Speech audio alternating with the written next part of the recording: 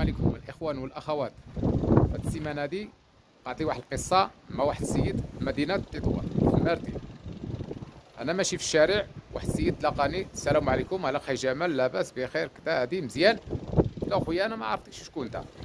قال لي ودي انا مدور وفلاني كذا وكنعرفك كذا وهذا. قلت له واخا سيدي مرحبا. قلت له واش انت ساكن هنا في تطوان؟ قال لي ودي انا كنت كنخدم في سبته، وملي تشد السبته راه رجعت كنبدا التجاره في تطوان وما بقيتش دابا في تطوان، تناقصت هنا لمرتين.